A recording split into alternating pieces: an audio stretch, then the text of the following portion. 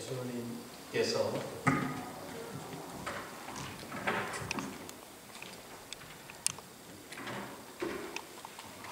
이 세상에서 몇 년을 살고 다시 하늘나라로 가셨는지 여러분 잘 알고 계시죠? 몇 년일까요?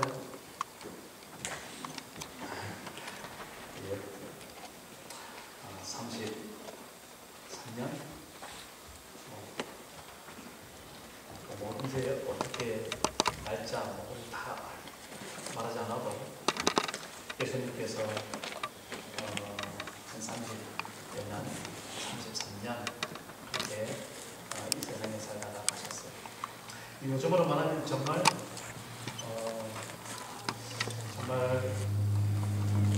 뭐랄까 너무 아쉽죠.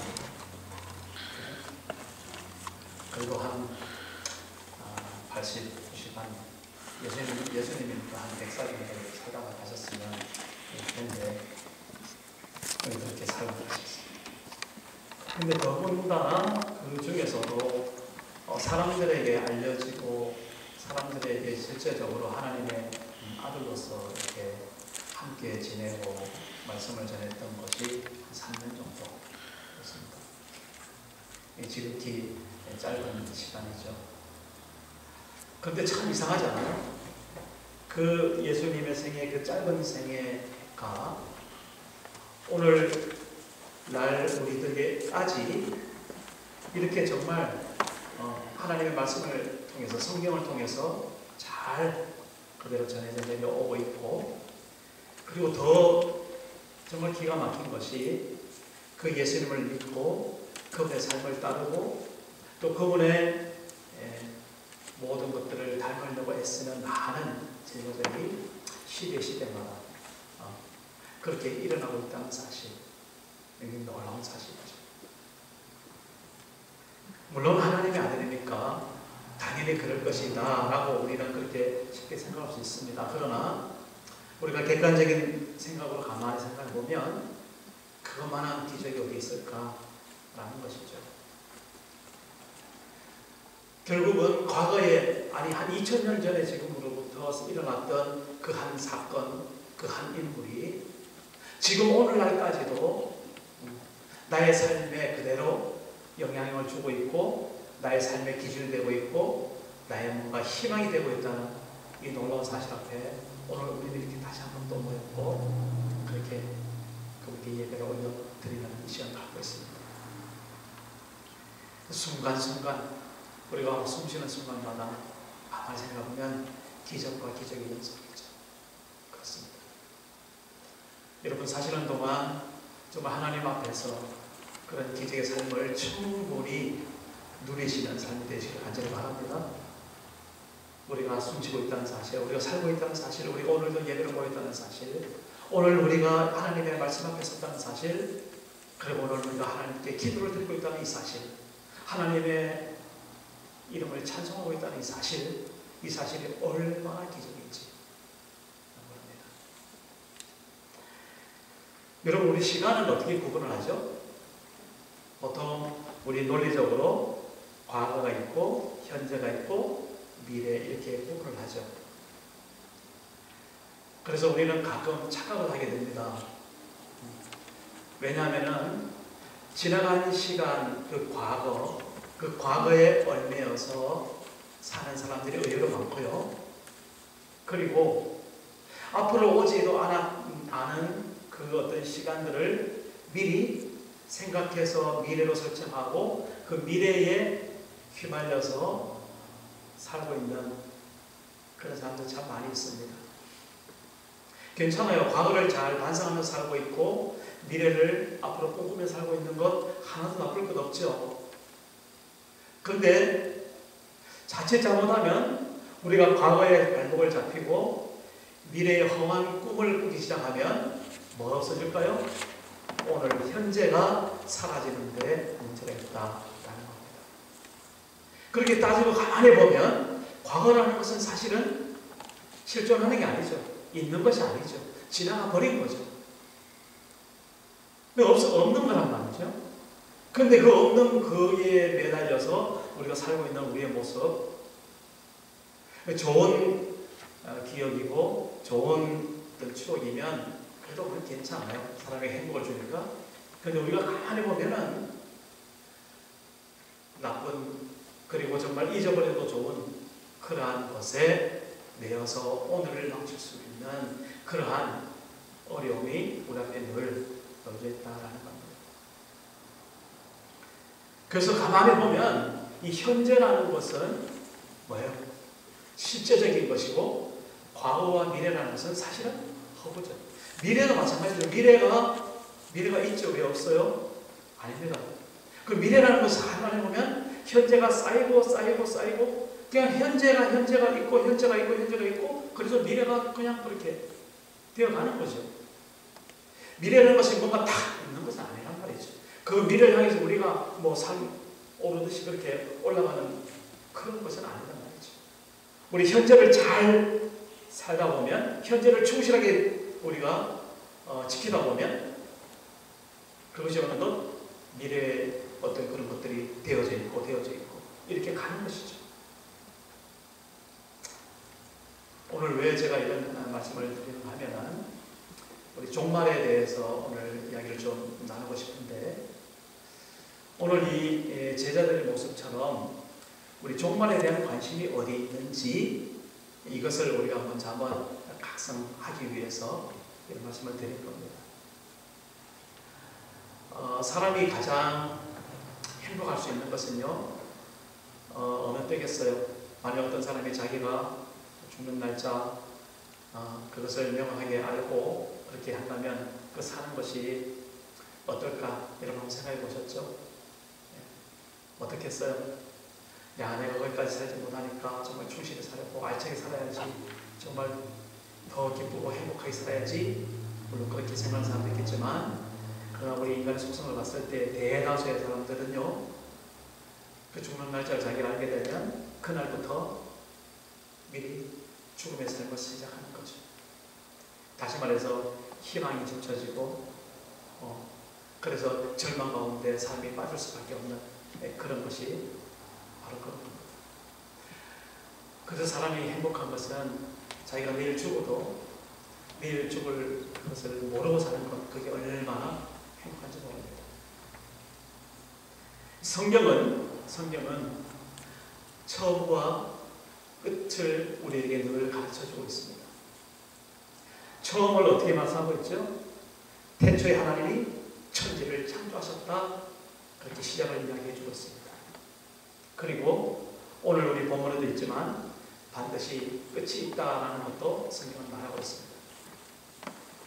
분명히 처음이 있고 끝이 있는 그것을 말씀은 해주시는데, 그것이 언제냐, 어느 때냐, 이런 것들은 성경이 침묵하고 있습니다. 여러분 조심하시기 바랍니다.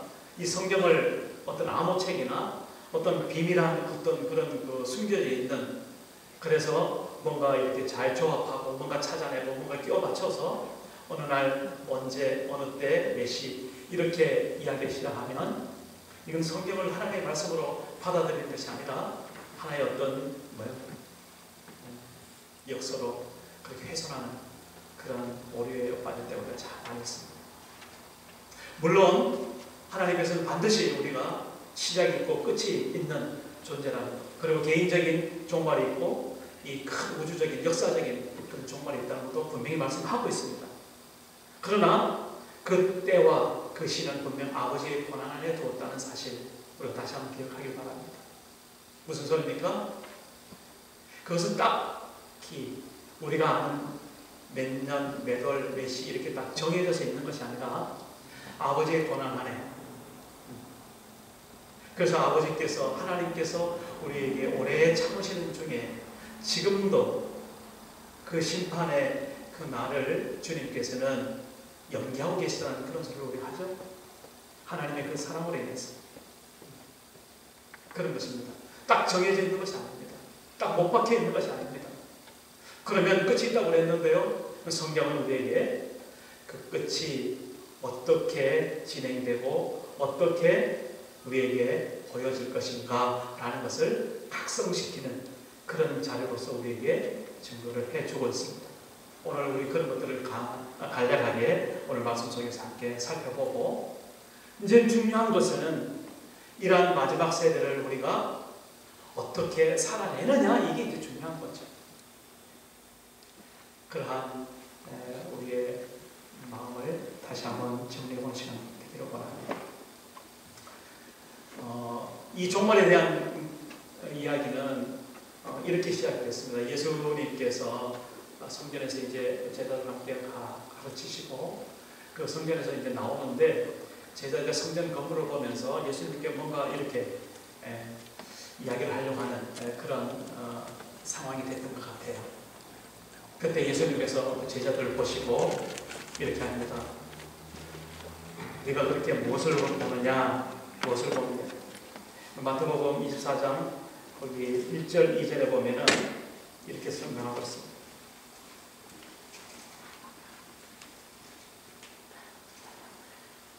예수께서 성전에서 나와서 가실 때에 제자들이 성전 건물들을 가리켜 보이려고 나오니 대답하여 이르시되 너희가 이 모든 것을 보지 못하느냐.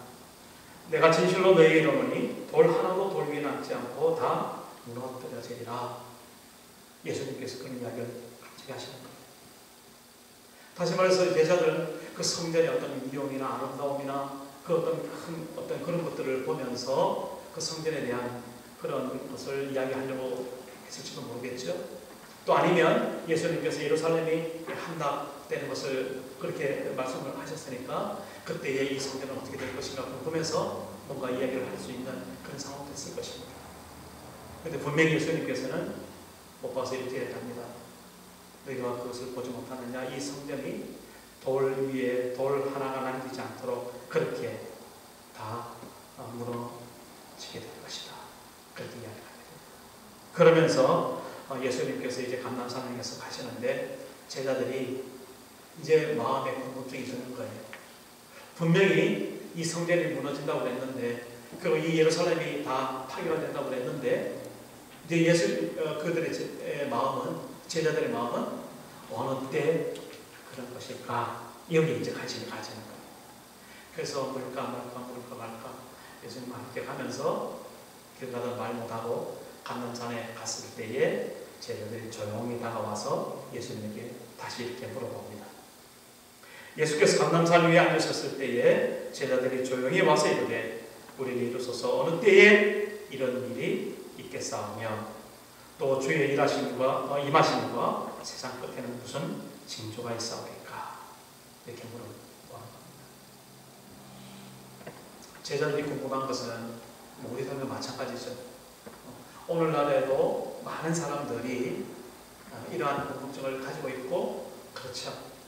그래서 성경을 잘못 오해하기도 하고, 그리고 잘못 이야기도 하고, 연구하기도 그렇게 합니다. 예수님께서는 아까 이야기한 대로 그 날과 그 시를 분명하게 말씀하지 않았어요. 그것은 아버지 하나님의 권한 안에 있다라는 겁니다. 하루를 천년같이 여기시고 천년을 하루같이 여기시는 하나님의 손 안에 마지막이 있다.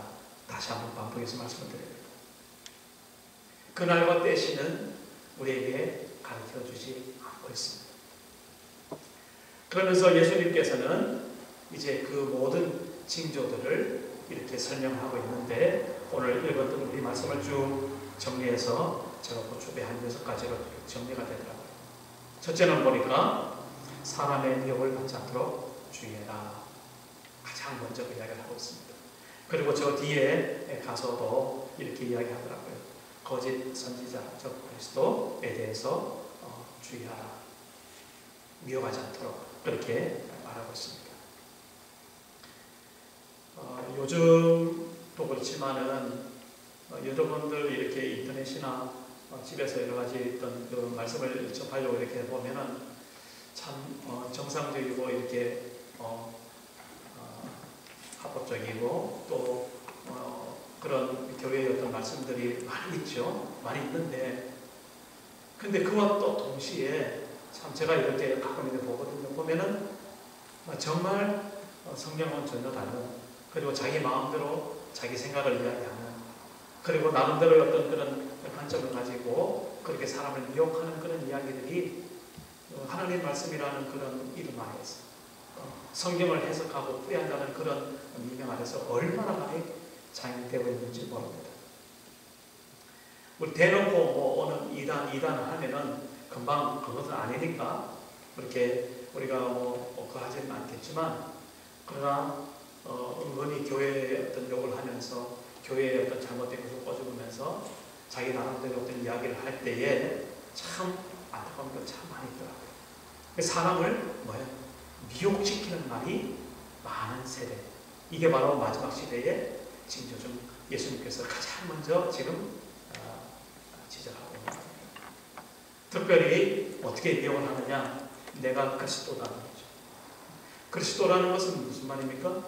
하나님 앞에 기름 부음을 받아서 보내신 자. 그러니까 하나님의 메신저라는 의미가 있습니다. 하나님이 세우신 사람이라는 것이죠. 근데 자기가 나서서 자기가 자신을 메시아라고 하고 자기가 그렇게 하나님의 기름 부음 받은 자다, 그렇게 말하는 그런 사람들이 있어요, 없어요? 주변에 보면 참 많이 있죠. 그런 것들을 볼 때 얼마나 우리가 마음에 조심을 해야 되고 정말 깨어서 각성해야 되는지 보게 됩니다. 어떤 부분을 보니까 성령에 대해서 그렇게 이야기를 많이 해요. 그런데 그 성령이 하나님의 영이잖아요. 하나님이시고 인격적인 우리가 하나님으로 고백하는 그런 성령, 그 성령이 바로 자기다 하고 그런 사람들 참 있더라고요. 그래서 참 그런데 더 놀라운 것은요, 그런 사람들에게로 많은 기가 지금 우리가 쏠린다는 사실이에요. 그럴듯하거든요. 그리고 그렇게 미혹에 넘어간 사람들은 얼마나 더 열심을 했는지 몰라요. 기존에 어떤 믿는 사람들 그냥 잘 믿도록 놔두진 않아요. 다가가서 그렇게 영혼을 도둑질하는 그런 이단들이 참 많이 있는 소리가 보게 됩니다. 사람의 미혹을 받지 않도록 주의하라고 오늘 분명히 말하고 있습니다. 우리를 미혹시키는 사람의 말, 그 사람의 말에 넘어가지 않으면 어떻게 될까요? 하나님의 말씀을 분별할 수 있는 지혜와 지식이 있어야 되겠죠? 우리가 그것을 위해서 하나님 앞에 정말 신실하게 성경도 많이 보겠지만 하나님 앞에 그런 기도가 있어야 될 줄 믿습니다. 또 그런가 하면 예수님께서 말씀하셨어요. 난리와 난리 소문을 두려워하지 말라 그랬습니다. 온 각처에서 이상한 소식들, 특히 난리와 기근과 가뭄 이런 것들, 그리고 서로 나라와 나라가 대적해서 싸우고 전쟁이 일어나고 하는 그런 모든 소식들, 그래서 대적함과 기근과 지진 이런 소식들, 그런 것들이 있을 것이다 라고 분명히 말하고 있습니다. 요즘 우리가 그런 소식을 듣고 있나요? 없나요? 전쟁이 끊어지고 한 번도 정말 그 평화가 정착된 적이 없는 그런 시대에 우리가 지금 살고 있죠. 실시간으로 얼마나 많은 소식들을 많이 듣고 있습니다. 그 다음에 특별하게 사건에 보니까 예수의 이름 때문에 박해를 받는 그런 때를 가리키고 있습니다. 다시 말해서 예수 그리스도를 믿는 그 믿음 때문에 어때요? 하나님 앞에 정말 신실하게 살려는 그 믿음, 다시 예수 그리스도 그분을 믿는다는 그 믿음 때문에 우리가 손해를 본다는 거죠. 미움을 당하고 박해를 당하고 그렇게 정말 우리가 살 자리를 찾지 못하고 때로는 피난을 가야 했던 그런 일들이 우리 역사상에서는 참 많이 있었고 지금도 우리 선교지나 이런 데서는 얼마나 많이 일어나고 있는지 모릅니다. 지금 우리가 살고 있는 이 캐나다만 해도 사실은 뭐예요? 예수 그리스도 이름을 가지고 대놓고 공개적으로 전도할 수 있는 그런 상황이 아니죠. 그렇습니다. 다른 사람의 어떤 그런 인권을 침해한다든지 아니면 그런 종교의 자유를 박탈한다는 그런 의미로 사실은 암묵적으로 다 차단되고 있습니다. 우리가 적극적으로 주님을 선포하고 그렇게 예수님을 전도할 수 있는 그런 환경은 점점 더 사라져가고 있는 그런 시대에 우리가 살고 있습니다. 그 다음에 5번에 보면은 사랑이 식어진다 그렇게 예수님께서 말씀하고 있습니다. 왜 사랑이 식어질까요? 불법이 성행해서. 불법이 성행한다는 말이 무슨 말입니까? 사랑의 마음들, 그렇게 사랑의 어떤 그런 제스처들, 사랑의 그런 어떤 그 행동들이 오해를 받기 쉽고, 그렇게 사랑에 받자 돌아오는 것은 보면은 욕으로 들어오고 오해로 들어오고 그렇게 미움으로 들어오는 그런 시대에 살고 있습니다. 그러니까 그렇게 사랑을 표현할 수 없는 그런 우리들의 마음, 그런 마음이 점점 더 생기게 되고, 그래서 이 세계가 점점 사랑이 식어지는 그런 삶으로 우리가 살아가고 있습니다. 이렇게 여러 가지 징조들을 예수님께서 말씀을 하고 계시면서 끝에 이렇게 말씀합니다. 그러나 끝까지 견디는 자는 구원을 얻으리라. 주 예수를 믿으라. 그리하면 너희의 집이 구원을 얻으리라. 왜 이 소식이 많이 있죠? 근데 오늘 우리 주님께서는 끝까지 견디는 자는 구원을 얻으리라 그렇게 말하고 있습니다. 그런데 끝까지 견딘다는 말이 무슨 말이겠어요? 이 마지막 시대를 사는 우리들에게 정말 필요한 말씀이죠. 물론 이 말씀은 예수님께서 이미 2000년 전에 제자들에게 그렇게 했던 그 말씀입니다.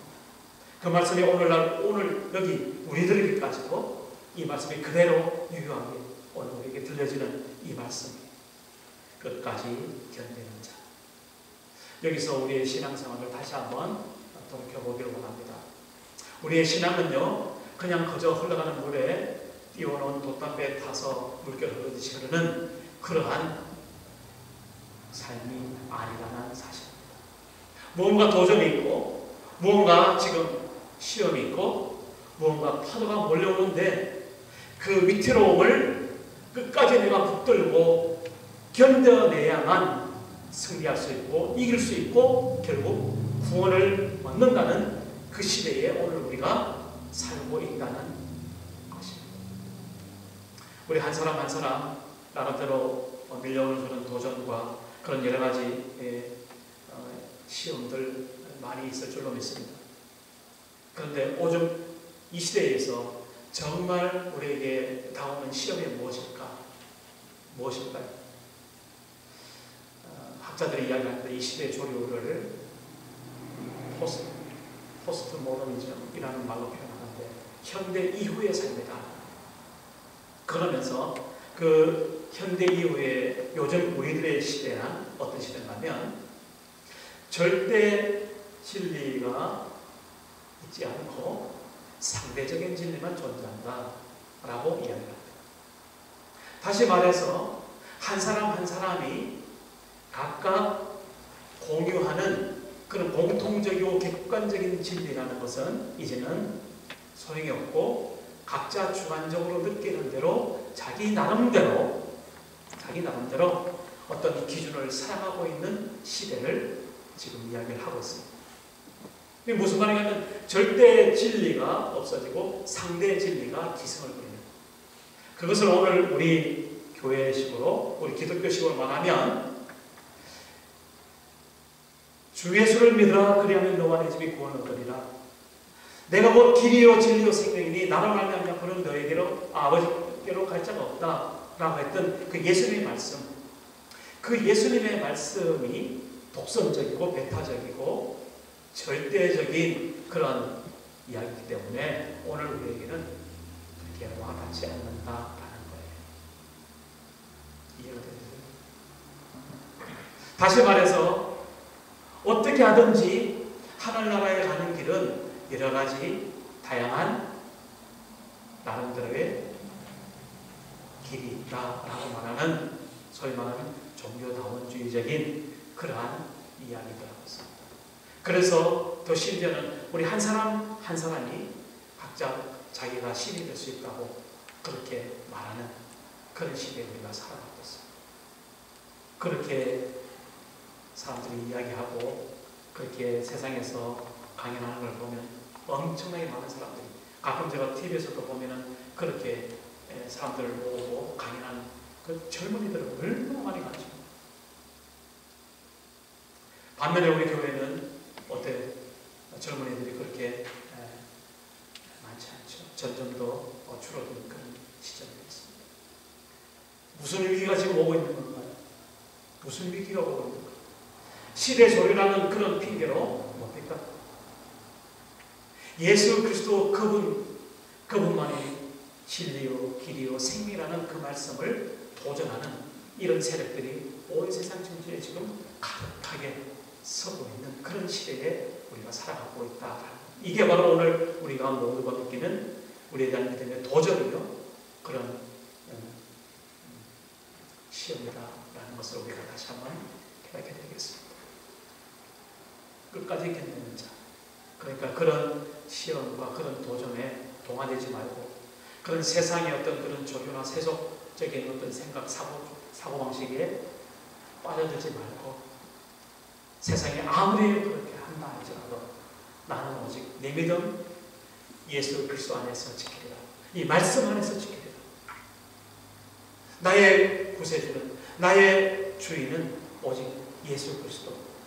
구원은 그분에게만 있다라고 정말 외칠 수 있고 그렇게 토론할 수 있고 말할 수 있는 그런 사람들을 오늘 주님은 원하고 계시고 보고 계시다는 사실입니다. 끝까지 견디는 자, 바로 그렇게 그런 견딤을 우리가 지금 살아가고 있습니다. 이제 문제는 그렇게 아주 이렇게 원색적으로 그렇게 부딪히는 것들은 우리가 참 그래도 나름대로 우리 신앙을 지키기 위해서 애를 썼는데 우리가 모르게 나도 모르게 빠져들어가는 그러한 일들이 참 많이 있죠. 세상 사람들이 모두 다 말하는 그리고 TV나 스마트폰이나 유튜브나 모든 매체에서 다 그렇게 인기를 끌고 있는 그런 조류 그 한 가지 무엇이 있습니까? 그것은 바로 세속주의, 다시 말해서 만몬주의, 황금주의 그런 것이죠. 하나님이 제일이 아니라 물질이 제일이다. 그리고 과학이 제일이다. 기술이 제일이다. 라고 하는 그러한 것들 사실 우리가 살아가다 보면 편리하고 좋죠. 그래서 거기에 나도 모르게 빠져들어가는 그러한 이 시대 속에서 어떻게 하나? 끝까지 견디는 자. 그래서 끝까지 견디는 자 구원을 얻으리라. 오늘 이렇게 주님은 말세 종말을 이야기하면서 오늘 이렇게 분명히 이야기를 하고 있습니다. 그래서 끝까지 견디는 자는 어떤 자일까? 데살로니가 교회를 우리가 한번 살펴보면서 말씀드리겠습니다. 데살로니가 교회는 초대 교회 중에 한 교회인데 특별히 예수님의 재림을 사모하고 예수님의 강림을 그렇게 준비했던 교회로 유명합니다.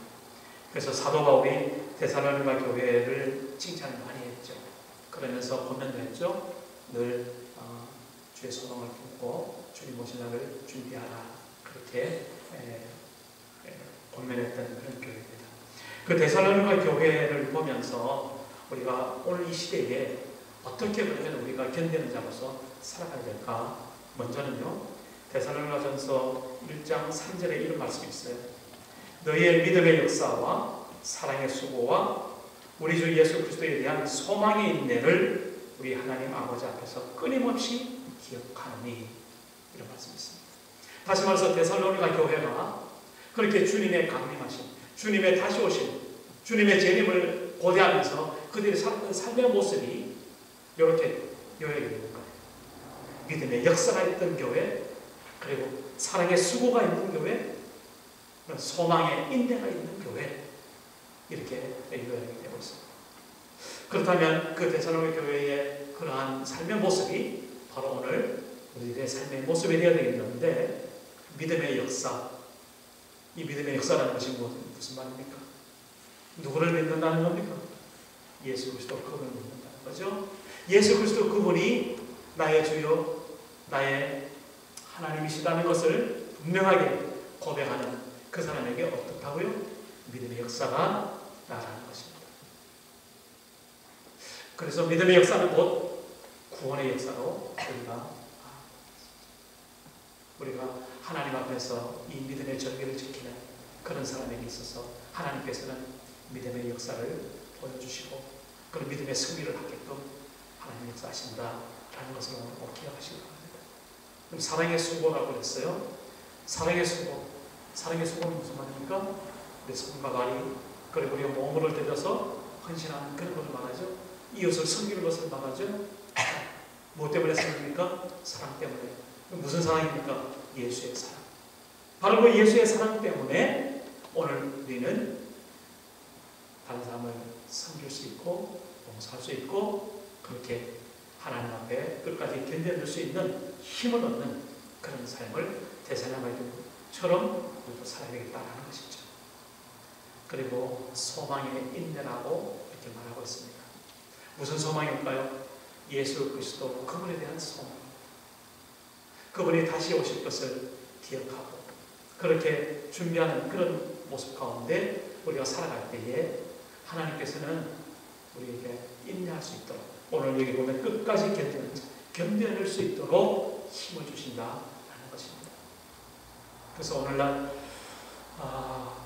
우리가 끝까지 견디는 삶을 살아야 될 텐데 이 세 가지를 정말 우리가 가슴속에 다 새기고 믿음의 역사가 있고 사랑의 수고가 있고 소망의 인내를 가지는 그런 삶을 우리가 살아갈 수 있다면 정말 하나님 앞에 끝까지 견디는 자로서 우리가 이 세대를 살아갈 수 있다, 이렇게 말할 수 있습니다. 두 번째로는요, 끝까지 견디는 자의 모습을 이 데살로니가전서에서 1장에서는 지금 세 가지를 이야기했죠. 믿음의 역사, 사랑의 수고, 소망의 인내. 그리고 그 마지막에 데살로니가전서 5장에 보면요, 12절부터 24절까지 마지막 성도들이 어떻게 살아야 될 것인지를 쭉 설명하고 있습니다. 그 중에서 우리가 잘 알고 있는 16, 17, 18절에 보면 항상 기뻐하라, 쉬지 말고 기도하라, 범사에 감사하라, 이렇게 말씀하고 있습니다. 끝까지 견디는 모습은 다른 것에 있지 않고 항상 기뻐할 수 있는 것, 그리고 쉬지 말고 기도할 때, 그리고 범사에 감사할 때 우리는 끝까지 견딜 수 있다라는 것을 오늘 말씀 속에서 봅니다. 그래서 데살로니가후서 전서 5장 23절에 이런 말씀합니다. 평강의 하나님이 친히 너희를 온전히 거룩하게 하시고 또 너희의 온 영과 혼과 몸이 우리 주 예수 그리스도께서 강림하실 때에 흠없게 보존되기를 원하노라. 너희를 부르시는 이는 미쁘시니 그가 또한 이루시리라 말씀하고 있습니다. 마지막 시대에 우리가 살아가고 있는 우리들로서 정말 여러 가지 믿음의 시험이 있고 여러 가지 그런 도전이 있는 이 시대를 우리가 정말 어떻게 살아야 될 것인가. 오늘 데살로니가 교회 이런 모습처럼 항상 기뻐하고 쉬지 말고 기도하고 범사에 감사하고, 그래서 정말 우리의 모든 온 몸과 혼과 영이 정결하게 거룩하게 하나님 앞에 흠없이 보존되어지는 그런 삶으로 살아가는 그런 우리들이 한결 되시길 주의 이름으로 축복합니다. 결국 하나님께서 이 일을 이루어 주신다 약속해 주셨어요. 너희를 부르시는 이는 미쁘시니 그가 또한 이루시리라. 내 힘으로 그렇게 된 것은 아니죠. 결국 하나님께서 오늘 우리에게 주시는 그 힘으로 하나님의 이루어지는 그런 놀라운 믿음의 역사, 사랑의 수고, 소망의 힘을 경험하는 이번 전 되시기를 간절히 바랍니다. 기도하겠습니다. 그러므로 너희는 가서 모든 족속으로